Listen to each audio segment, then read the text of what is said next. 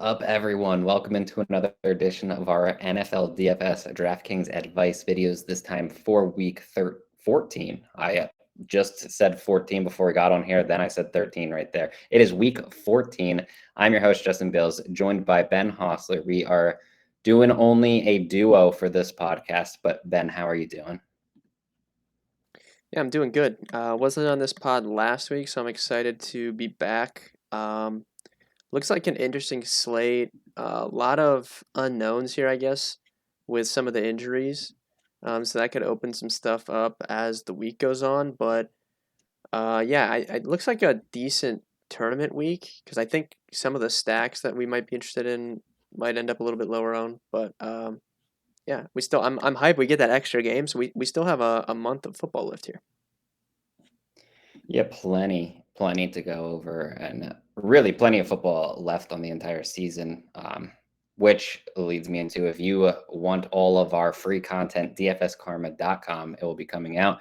Usually we have a bit more content earlier in the week. Specifically, my game theory article generally comes out on Wednesday. It is not because I really am just waiting on kind of this Mike Williams news. I'm kind of waiting on stuff like Eli Mitchell. We have Tony Pollard, which I don't think we're going to know until literally game day. Just a lot of stuff going on that really can change the entire slate, but that will be out tomorrow. I'm assuming this gets posted on Thursday. That will be out on Friday. Ben will have his core plays. Sam already posted his article.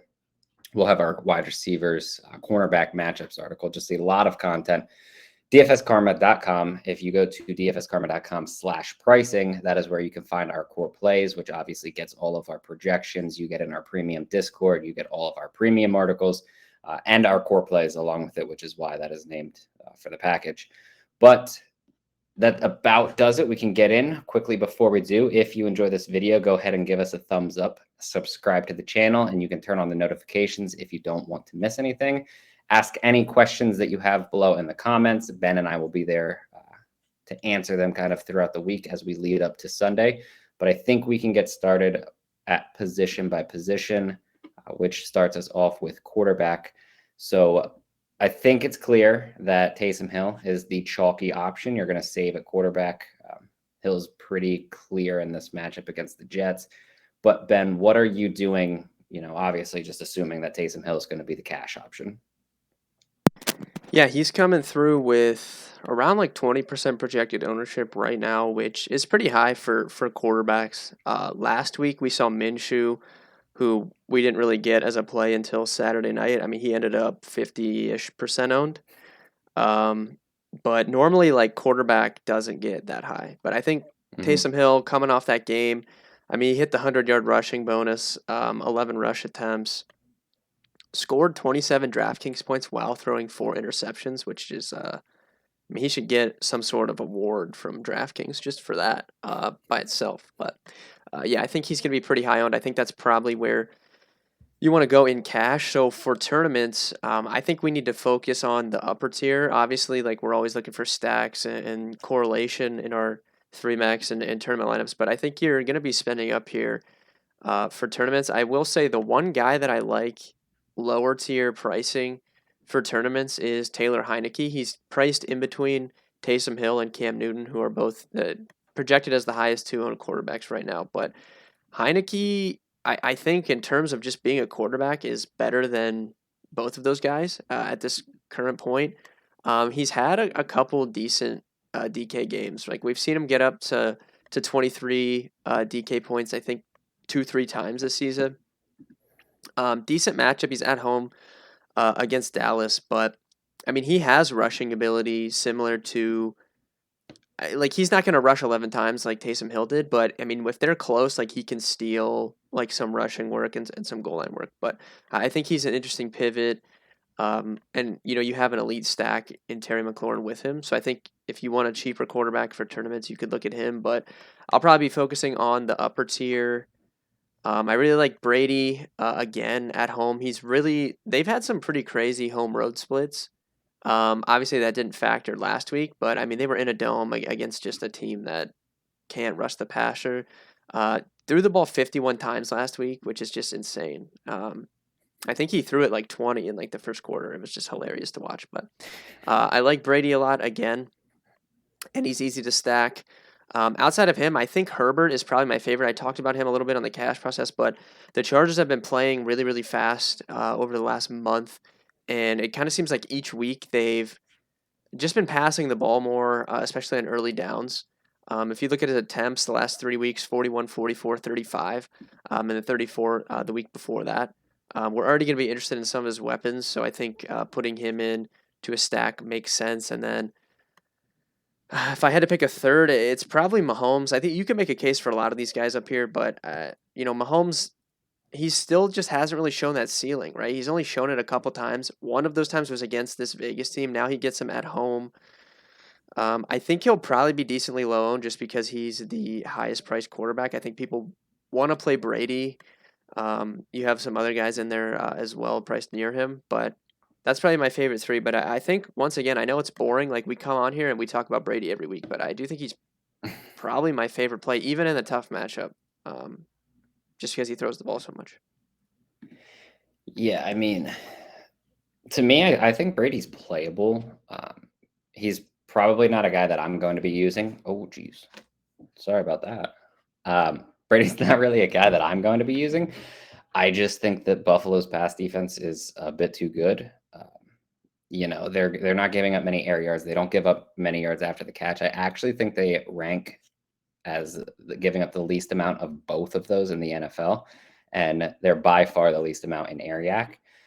So I just don't really think that I'm going to get to his price tag. With that being said, I mean, he's been dominant at home, and it's still Tom Brady. So if he comes out and throws for 300 some yards and 5 touchdowns, I'm not really going to be shocked. It's just I would prefer Josh Allen on the other side of this game. You're not really going to run against Tampa Bay, right? And Buffalo doesn't really want to run the ball anyway, so it kind of works out perfectly for Josh Allen. So I do think that he's a really good option. As you drop down, I also really like Herbert, but right under him is Dak Prescott. He's the kind of guy that can air it out plenty.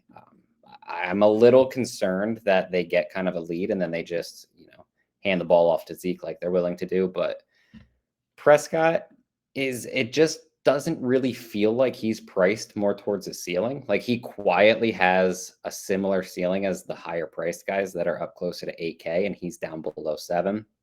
So in a matchup against someone like Washington, that's the kind of thing that I want to take advantage of. There's not all that much I like outside of that. I do like your Taylor Heineke call. I think if I'm dropping down with someone that you haven't said yet, probably Derek Carr. I want to say either him or Joe Burrow, but Carr's throwing the ball quite a bit. Las Vegas gets the Chiefs, so they should be down. They should be throwing throughout basically the entire game. And we kind of know that Las Vegas is the type of team that will just throw the ball 40 times a game. So I don't really have any issues with Derek Carr at 5,900. The problem is I would more or less be deciding between him and Joe Burrow, who's only $100 more. At the moment, if I had to pick one of the two, I would side slightly with Derek Carr, but that could flip-flop throughout the week. And I feel like more specifically in tournaments, because you are spending down on someone like Taysom Hill in cash games, I feel like you do definitely want to try to get closer to the top of this position. So I think that I would probably in tournaments try to make the lowest guy that I go, Dak Prescott, at 6,700. And then I do think that there is a case for anyone above him. Lamar Jackson is the only guy that we didn't actually talk about and outline here, but he's going to basically go completely underowned in a matchup against the Cleveland Browns. 2 weeks ago, he played them, scored less than 15 fantasy points. The big thing in that game for me is that he had 17 rush attempts. So, I mean, the chances that Lamar Jackson has 17 rush attempts, under 70 yards and throws 4 interceptions again, just kind of feels like it's virtually nothing or virtually impossible. I feel like at 7,400, you get the discount, you get the built-in rushing, you obviously get essentially the entire focal point of the offense. So Lamar Jackson is a guy that kind of sticks out a little bit there. Do you think at the top of this position that anyone and at Dak or higher, do you think everyone is kind of at least viable, or would you just really plant your flag in Tom Brady there?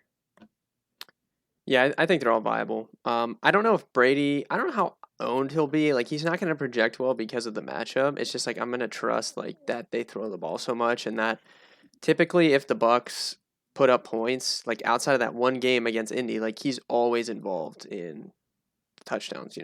At least that's how it Mhm. seems. So I don't know if he'll be owned, but yeah, I think everyone above Dak is definitely playing. I think Russ is in play too. So you could just say Russ and above, just because Russ is against Houston. I think all those guys are good plays. I'm gonna throw one weird one out. This is not for like main tournament team. Like I don't even know if I'm gonna end up playing him because I only play 2-3 lineups. But I think if you're playing larger field stuff, someone that's sticks out to me, you're gonna hate this, but can you guess? This is like a weird one, like a weird cheap one. If you're just trying to get weird in like the Millie Maker or something.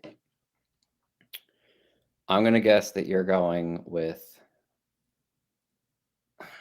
All right, I initially was going to say Jimmy Garoppolo, but I feel Lower. like you're going cheaper. I'm gonna say Zach Wilson. Yeah, it is Zach Wilson. Rushing touchdown in 2 straight games. And they kind of let him rip last week, right? 38 pass attempts. Don't necessarily think he's good, but I think, they're kind of letting him. I feel like he's getting a little bit more comfortable, which is, to be expected, like the more games that he plays. And, Saints defense isn't playing quite as good as it was early on in the year. The game itself is gross, especially with Taysom at quarterback. Like the Saints just crawl, right? Like they just play so slow. So it's not a great game, but I think if you're making like a bunch of Millie Maker teams or something, I wouldn't hate a little Zach Wilson stack in there. I think I would slightly lean more towards your man Baker Mayfield in that situation. And solely because he doesn't Oh, have to necessarily be good. The Ravens give up a ton of yak. So if Baker can just get the ball in people's hands, which I think that he now can do, especially with, their running backs getting healthier, uh, other people can do it for him this week. Right. So yeah, Anthony's gonna be so happy that you said that. I prefer Zach Wilson to Baker, but I will say, the Ravens secondary, especially taking Marlon Humphrey out, is really bad.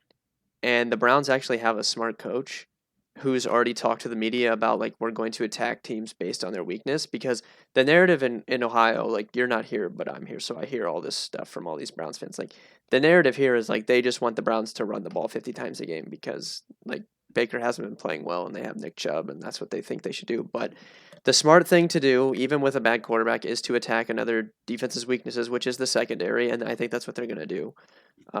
So yeah, I actually don't hate that because you're gonna need him to be efficient and throw like 3-4 touchdowns, because I just don't think he has really the rushing upside, or mhm. I don't even know if he could hit the 300-yard bonus at this point. I think he's done it twice this season, but it's a good matchup. Baltimore secondary is bad, and it's one that we're going to be attacking for the rest of the season, so I don't hate that call. I think one big thing that kind of shows, that it doesn't have to be Baker against Baltimore. He threw the ball 37 times in their first matchup, right? He completed 18 of them. Absolutely atrocious, under 50%. He threw for 250 yards on 18 completions. Like, just imagine if that bumps up to 60% or something actually reasonable, right? Even Yeah, like, I don't know, 55%. Like, it's very well could hit that 300 yard bonus. agree. Moving to running back, we still have quite a bit that we need more or less to shake out. Like we need to know if Elijah Mitchell is healthy enough to play this week. He was in the concussion protocol. I guess he had an MRI comeback that they said didn't look overly great. So to me, it feels like he's not going to play. We need to know someone like Melvin Gordon, whether he's healthy enough to play, if they're going to hold him out, what they're going to do, and just kind of let Javonte Williams go crazy, all kinds of stuff. But who are you looking at running back, since I feel like we have a chalky option in Austin Eckler. And then after that, it feels like there's legit like 10 different ways you can go. So who do you like here? Yeah, so how I think this is going to play out running back right now, um, I think I think for like the cash game pool, I think it's going to be Austin Eckler and Alvin Kamara, because it looks as of now, obviously with Keenan Allen out, Eckler is going to get bumped up, right? Mhm. And even with two lost fumbles last week, he still had 19 DK points, and he just didn't even have that good of a game. Only 59 rushing yards. He did score. Caught all 5 of his targets, but he has a decent floor. He's going to get bumped up with Keenan out, so I think he certainly is going to be chalky. And then Kamara, Mark Ingram was placed on the reserve list yesterday. Ty Montgomery went on today. Ingram actually tested positive, so we're assuming that he is not going to be playing this weekend, which is an obvious boost to Kamara, who should be back. So I think those guys are great plays for cash games, tournaments as well. And then I think people are going to want to play Josh Jacobs. He's 6,200 and Kenyon Drake is out. I Hmm. personally don't like this for cash if he's chalky. I think it's really easy for the Chiefs to get up big on the Raiders. Even with Drake out, I don't think it's a lock that they just give all that receiving work to Josh Jacobs. So I think Josh Jacobs is a fine play. He's had 2 good weeks in a row, right? 19 and 24. DK points have kind of been going to him once Gruden got out of there, but I don't love him if he's going to be like the second or third highest owned running back on the slate. But that's just me personally. So I think you have to put him in the cash game conversation, and then you probably have to put Saquon Barkley in as well at 6K in a good matchup against a team that wants you to run the ball against them and just not a great run defense. So I think that's probably like the 4 cash options for me as of Thursday night. I don't know if you disagree with any of those, but if tournaments, I think it's going to open some things up for sure. Yeah, it's tough. This is what I mean when I say like there's a ton of guys that are viable options, and Josh Jacobs I could also see him because Jalen Richard is out with COVID as well. So um, you're essentially looking at Josh Jacobs there, and I think that that's fine. But I agree with you that I probably don't want to use him if he's overly chalky, just because the game environment could get so out of hand so fast that they really can't use him. And obviously, he does catch plenty of balls. I think he had 9 targets, 9 receptions last week. But if you're really just solely banking on that, you might be in a little bit of trouble. The big one for me is that I do like Saquon Barkley, but I don't necessarily see how people play him over Antonio Gibson, right? Yeah, so They're they're we both can throw Gibson 6,000, in. and I think we throw Gibson in as well, probably. do you think they just pool ownership from each other? Do you because when I was initially thinking of it, I was like, oh, I really like both of them in these types of matchups. But then the more that I considered back and forth, I was like, why would Antonio Gibson not be the clear chalk option? Whereas then Saquon Barkley would be like a very good lower priced option. Yeah. I don't, to me, Gibson just So seems significantly McKissick, better. I think he practiced limited today. So I guess if he comes back, that would just knock him down like behind those other two. So I think I don't know, Jacobs versus Barkley is a conversation. I don't know if it's going to be a 3 running back week for me in cash, but I would have to debate. I think that's probably like the debate people are going to have. Like when we get to the Sunday morning stream, I think a lot of people will probably be asking Jacobs versus Barkley, like which one do you like more? But we'll wait and see. Rashard, yeah, he tested positive, so he's probably not playing. Mhm. Because I feel like when guys have actually tested positive, they're out at least a week. I don't know anyone that has gotten cleared Mhm. um I will. this season. The only thing about McKissick is that I believe he's still in the concussion protocol, isn't he? Like he just did the individual drills, but he hasn't been cleared, right? Yeah, I don't think he got cleared yet, but we'll see what happens I guess tomorrow. that is a good sign for him Yeah, to it's play definitely moving good, forward. but we'll see tomorrow. That definitely will affect things. And then, I mean, Pollard's going to affect Zeke. I don't want to play Zeke, but I mean, if you're taking Pollard completely out, like say he's out, I mean, that's going to have to boost the projection on Zeke because they already give Mhm. him, like, there's already been, even on Thanksgiving Day, Pollard runs all the way down the field, gets him, he's down at the 1 inch line, and they brought Zeke in to punch it in. So, like, he's already going to get goal line work, as mind boggling as it is. So, if you just take Pollard completely out, as dusty as he is, I mean, he's probably in play, but Fournette is once again, I think, the top tournament play for me, especially if you're not playing Brady, like just getting exposure to the Bills. Like his role has been so good. He really last 4 games, 9 targets, 6 targets, 8 and 8. Just such a good passing role. Not really what we've been accustomed to with him. And then he's going to be involved in the goal line sometimes too. Um, actually, I mean, dude, he's just been so good. I don't know how we don't love Mhm. Fournette in tournaments again. No, I really do. I actually was popping for quite a bit of ownership. I think on our projections as of right now, which I don't believe has updated for Kamara, Fournette is second, I believe, in ownership. Yeah, I don't think he's going to be owned. I think Eckler, Kamara, Josh Jacobs, Barkley, or I think they're all going to be higher than him. Yeah, I think that I agree with that too. Another guy that never really pops out, but man, just the upside is there for the role. Joe Mixon is under 8K. He's at 7.7.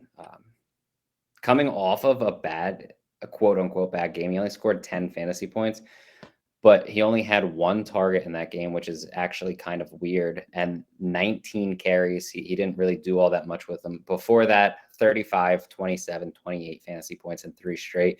Gets a matchup against San Francisco. I don't know about you, but I'm not overly concerned about their run defense. So, I mean, you're paying a premium for him, but there's going to be virtually no one that is willing to play Joe Mixon over Austin Eckler or Alvin Kamara, right? And then even if you are thinking like in cash, I don't want one of those top options, you can literally just drop down to Leonard Fournette, or if Tony Pollard's out, you have Zeke right below him too. Yeah, I think Fournette will be higher owned than Mixon. Mixon's probably the likeliest to be low owned there, other than like Nick Chubb. Yeah, I like this mid tier a lot in tournaments. I know we're kind of all over the place here, but Javonte Williams I think is a great play at 5,900 again. Even if Gordon's back, man, I mean, I just don't think you can bank on it even being 50-50 after what. Like, how do you watch what he did on Sunday Night Football last week and not just give him the ball, you know? And they play Detroit, Yeah. like bottom 3 or 4 run defense in the league. I mean, it's such a good play. And I actually, like, I would rather Gordon be active because it's just going to, like, scare people off more. Like, Mm-hmm. because if we get Gordon out news, like, everyone's playing Javonte at 5,900. But if we get Gordon in, you know, his ownership will be held in check. So he's right there with Fournette, I think, for, like, top tournament plays. Yeah, so I completely agree with that. My only concern is that, like, very obviously, we watched him play this week and we're like, man, it's so clear that he's so much better. But that's not any different from the first, 12 Yeah, weeks of the season. that's a Like, good point. everyone knew that he was significantly better than Melvin Gordon. On top of that, they have practice every single day, and the coaching staff still looked at that and was like, we kind of need to ride Melvin Gordon. So I think that it's going to be tough to go back at this point, but I wouldn't be overly surprised if they do come back to this weird 50-50 split, because we've literally seen it the entire season. And like, there's nothing new. Obviously he went off in his last game, but we've been seeing that type of player for basically the entire season. And I get early in the season, if you're like, oh, well, he's a rookie, he's learning the playbook, learning how to pass protect, all that stuff, that makes sense. But the last 4 or 5 weeks, he's just been consistently outrunning Melvin Gordon, and they still just give Gordon the ball, right? Yeah, no, definitely. I mean, it's the assumption of rational coaching. You just can't expect these guys to do the smart thing because they just don't. But I do think that makes him just a good tournament play in general on the off chance he does get the ball. The one other guy I wanted to mention was Devonta Freeman. He's 5,700. He's kind of taken over this Ravens backfield. Dude, 8 targets last week. Not sure if Yeah. you can really bank on that week to week, but he did have 6 2 games before that as well. So the upside's there. The Browns' run defense has kind of been crumbling. And the Ravens, like you and I both think Lamar's good, obviously, but he has not played well the last few weeks, so they've kind of just been running the ball more and more. So I think Devonta Freeman 5,700. That's like a lock to be low owned. Like no one's playing Devonta Freeman, but I think he's a really good play. Nope, completely agree with that. One more player that I did want to ask you about that, not necessarily sure how I feel at the moment, but how do you feel about Jamal Williams? Because I know most people last week were very concerned that he wasn't going to be, quote unquote, the workhorse. But on Thanksgiving, 20 touches. Seemed very clear once DeAndre Swift was out that it was Jamal Williams' backfield. And then last week, 18 touches, 17 carries, only had one target. Obviously, he caught that, and we know that he can contribute a lot more in the passing game. Do you have any interest? Because he's still only 5,500. It's not like the price jumped to a workhorse type role. I think the big issue very obviously is that, he plays for Detroit. So like how many red zone opportunities will he really get? Yeah, I think I like the two guys that we just talked about, Javante and Freeman, more than him, but he is in play. I don't like last week. Like he was kind of trending for chalk, like going into Hmm. Sunday. He won't be owned like that and this weekend. So I think just getting him, it's the same exact situation, same role, like everything's the same. If Swift's out, which I'm assuming he will be, everything's the same, and he's just going to be nowhere near his own. So I do think he's in play for sure. I just think I like the other two guys better. Like I think I like Freeman better, but if you really want to play Jamal Williams, I don't hate it. I don't know. It's tough for me to count on their offense. Like Yeah, even though no, they I won completely last agree. week, like they were in the game obviously, but I don't know. I just don't expect that, especially going into Denver. Even though Denver's defense isn't great, they're always good at home. I feel like. No, I agree with that. I think we can shift to wide receiver. This is probably I guess running back's probably the most up in the air position, but this one also is there just because essentially of the Chargers. Mike Williams, I guess, did not test positive, but he was a close contact. If he continues to test negative, he'll be able to play on Sunday. Keenan Allen, we already knows out. If Mike Williams plays, elite play.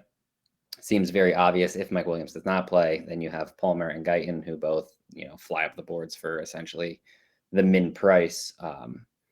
But outside of those two, I mean, there's still a ridiculous amount of very good plays on this slate. It's kind of weird. It feels like the ownership is, moving all around instead of just kind of sticking on a few players. And I'm sure it concentrates more come Sunday. But who else are you looking at wide receiver this weekend? Yeah, for me, I think running back's more open. Wide receiver, at least early week right now, very, very clear who I like. So say Mike Williams is out, I think both Josh Palmer and Jalen Guyton are going to be really high owned, 3K and 3,400. If Mike Williams is in, we really like Mike Williams, right? Like if Mike Williams is in, Yep. I'm playing Mike Williams, as well a Yep. lot of Absolutely people. have But to. so we need to get that out of the way. If he's in, we're playing him. He's a great play, one of the top plays on the slate. If he's out, a lot of ownerships can be pushed on those cheaper guys. Now I think even with Keenan out, even in Mike Williams in, I think Palmer is like I think I would prefer Palmer to Guyton in that situation that um, Keenan's out and Mike is in. But we'll wait and see like what it looks like. But so people are gonna ask about that. So I think I prefer Palmer in that situation. But outside of that, I love Tyreek obviously against Vegas. I think you can use him in cash for sure if you have the money. And I love Steph Diggs on the opposite side of the like my buck stacks. Like I think it's a really good spot for Steph Diggs. That's the exact type Yep. of receiver that we like to use against a bad secondary, like someone that's really good route runner. I think he's going to be open all day on Sunday. So I think it's a really good spot for him. And then Chris Godwin is just too cheap at 7,100. When AB's out, he is like should be 8K or more on DraftKings. I think every time.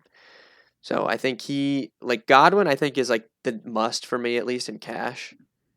But I like Tyreek and Diggs a lot at the top, and then dropping down. Um, right next to Mike Williams, I love Hunter Renfrow, and then I love Jarvis Landry at 5,400. Like that's my group of receivers that I really like this week. I think Jarvis Landry in particular. I know he popped up on like the injury report, but I think he's gonna be good to go. I think he's one of the best plays. He's 5,400. We just talked about how bad that secondary was when we were talking about Baker.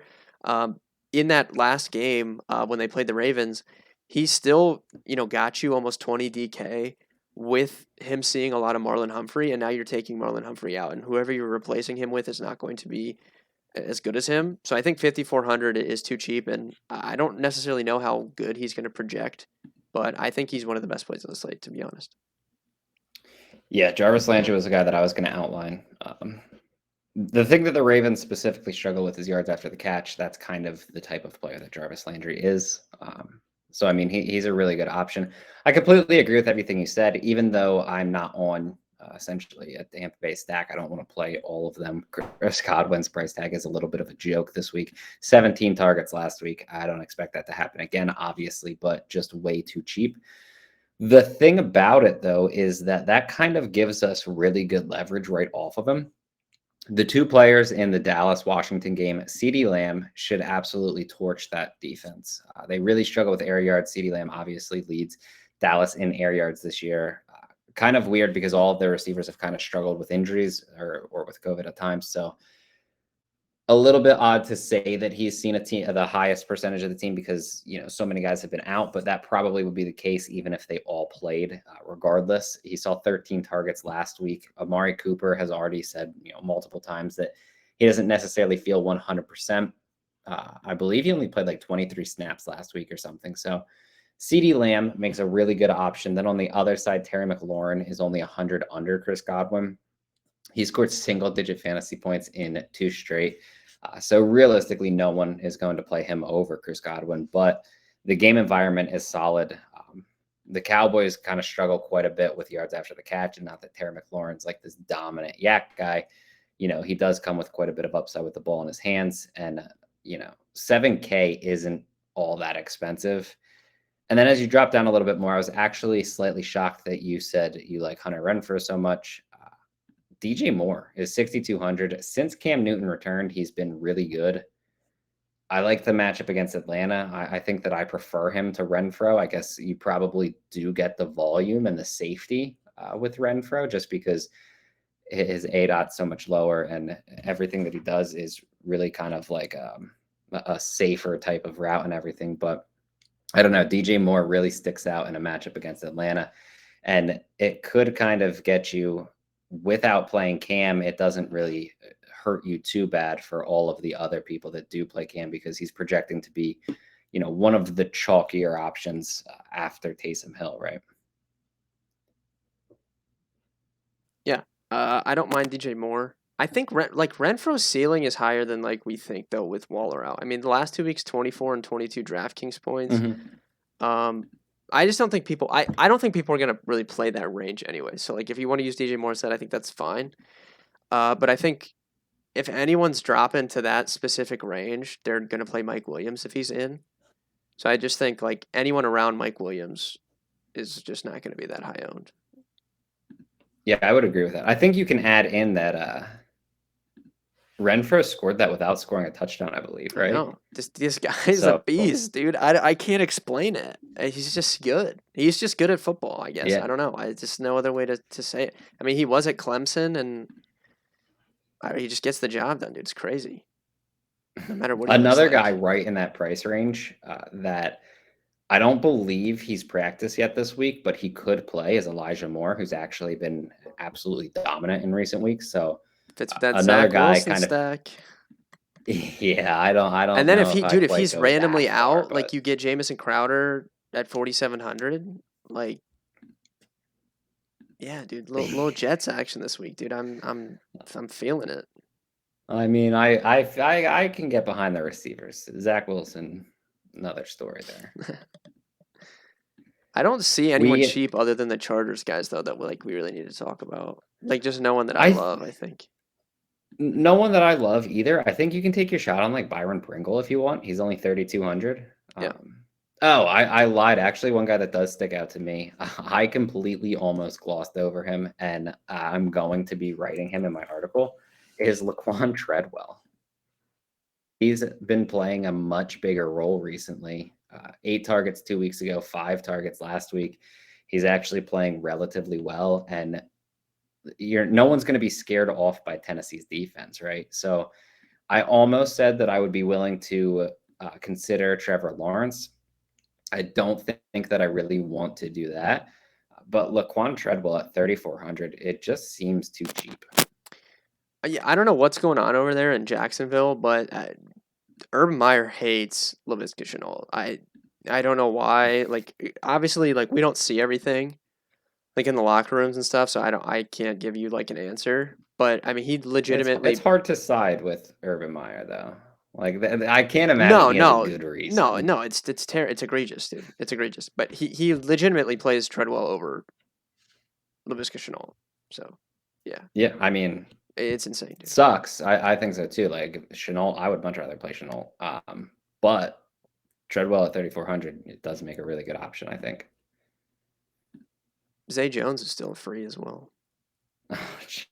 I don't Zay want to Jones. use We him. have a If Zay. I'm using anyone on the Raiders, I mean Josh Jacobs isn't play, but if I'm using anyone on the Raiders, it's probably Renfro this week. But we'll see. Yeah, I think that's smart.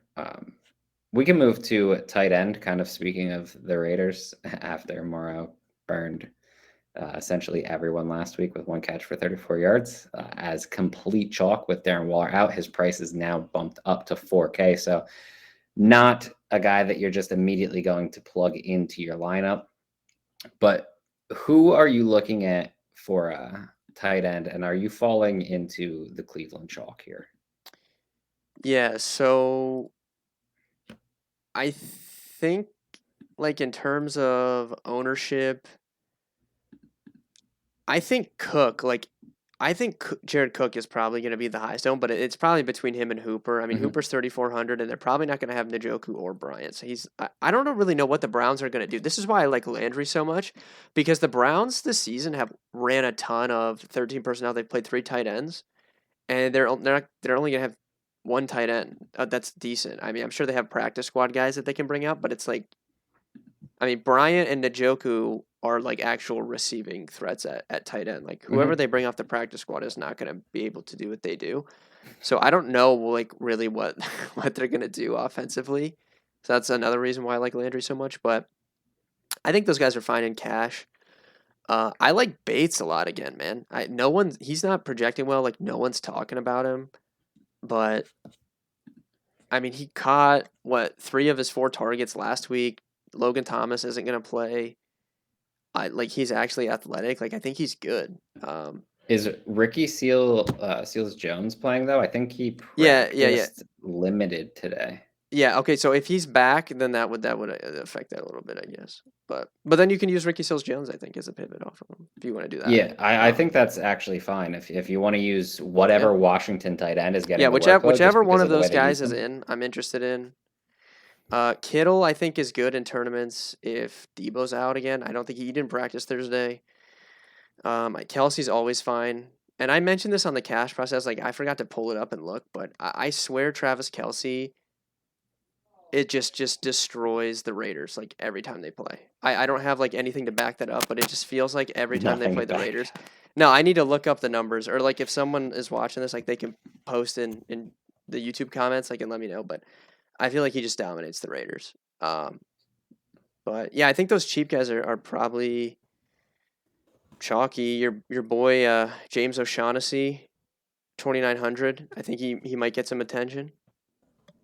I think he should have that price. Yeah, Give I me don't one really, second. dude. I don't love He anyone in that mid has. tier. Oh, okay. This didn't give me the average for Travis Kelsey, but 15 games. He has 84 catches for 1,200 yards and 7 touchdowns against the Raiders. Yeah, just dominates the That's Raiders, dude. It's all like right. he just crushes them. I don't know why, but he's always in play, and Kittle will be as Mhm. well. I think Andrews is definitely interesting. A couple down games, not going to be owned. I still think you could target Cleveland with tight ends, like for sure. So I like Yep. Andrews, but I guess if I was going to make a legit case for someone in the mid tier, like above the cheap guys that are going to be chalky, I think it might be Dawson Knox, might be my favorite. Yeah, I was thinking him.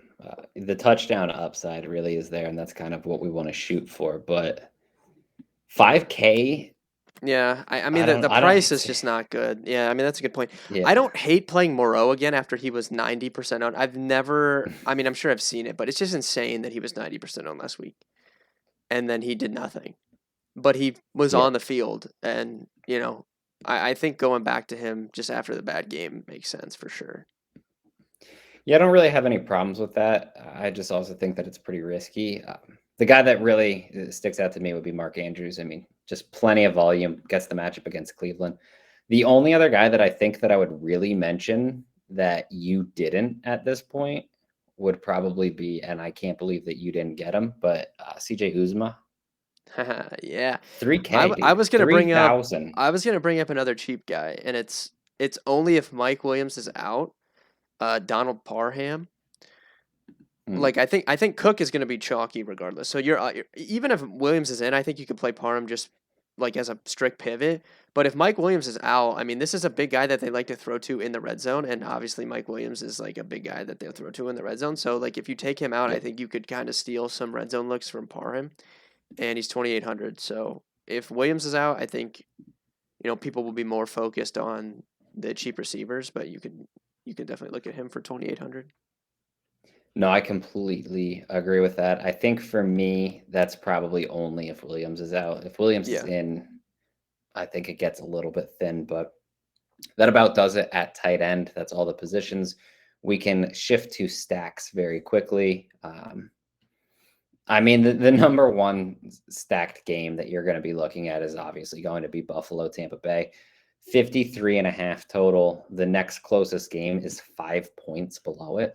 So we don't really need to talk about Tampa Bay, Buffalo. Both teams can be stacked if you want to. Outside of that game, where are you looking here? Yeah, let it be known. My main GPP is probably Brady this week. This guy lets me down every time I play him. I come on here and I talk good about him all the time, Mm-hmm. and then I play him and he just does nothing. So let it be Yep, known to the same to people out me. there. I'm playing Tom Brady this week. Play him at your own He risk. owes Yeah, he owes he us does, money. dude. He legitimately owes me money. That is a fact. That is a fact. So I like him a lot. What you just said. Outside of that, I think I like the Herbert stack. So like just plugging him in with the chalky Chargers guys and trying to find someone on the opposite side, I think makes sense. And I think Heineke might be my favorite like stack really. Like you go Heineke, McLaurin. You can use one of the tight ends if you want, and then it's obviously easy to stack Dallas on this side. They have so many weapons. Mhm. So I think that might be my favorite one for tournaments. But main GPP right now for me is looking like Brady once again. So hopefully it works out this time. Yeah, I mean, I think Herbert, that's a really good call there.